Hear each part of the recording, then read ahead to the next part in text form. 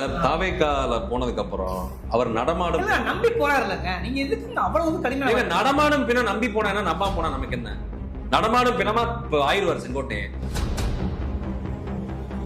சும்மா தக்குரித்தனமா பேசிட்டு இருக்க உதயநிதி என்ன வாழ்கைன்னா எதுக்கு நீ தாவேக்கால இருக்க? அப்போ வாழ்கன்னு சொல்றேன் அவன் கட்சியில ஏன் செங்கோட்டையன் போய் சேர்றாரு? அப்போ உன் கருத்தியல் என்ன?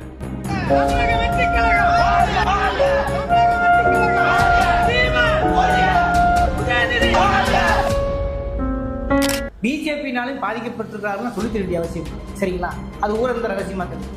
அந்த வெறுப்புல விஜய்கிட்ட போனா அது சரிதான் ஒரு வாங்கி வருது இல்ல, செல்லா காசு தான். அப்புறம் ஆரம்பத்திலே செல்லா காசு தான். இது எல்லாமே செல்லா காசு தான். நீங்க என்ன ஓபிஎஸ் மட்டும் செல்லா காசு இது எல்லாருமே இந்த நான் சொன்ன லிஸ்ட் பண்ணல. இவங்க 50 பேருமே செல்லா காசு தான். நீங்க எப்படின்னா இவங்க பிஜேபி அரசியலே பண்ண முடியாது. ஏன்னு கேளுங்க. தினகரன் அதுக்கு சாதகமான இன்டர்வியூவா கொடுக்கும் பிரஸ் மீட். ஓபிஎஸ் ஓட செயல்பாடுகள் நீங்க பாருங்க. வெகு விரைவில் நான் முடிவு அறிவிக்கிறேன், நான் ஒரு கட்சி ஆரம்பிக்க போறேன். நேத்து வைத்தியலிங்கம் பேசுறாரு. அப்ப என்ன பிளான் பண்றேன்?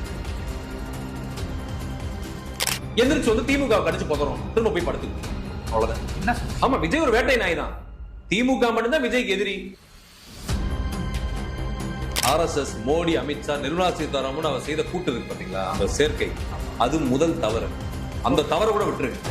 ரெண்டாவதா பண்ண போறது இந்த தாவேக்கால இந்த விஜய் கட்சியில இந்த தற்கூரி கட்சியில போய் சேர போறது என்பது, விஜயை தற்கூரிய தலைவனா ஏற்றுக்கொள்ள போறது என்பது தற்கொலை. என்ன சொல்றீங்க? ஆமா, அவர் அரசியல் வாழ்க்கை முடிய போகுது. ஏன்னு கேளுங்களேன்,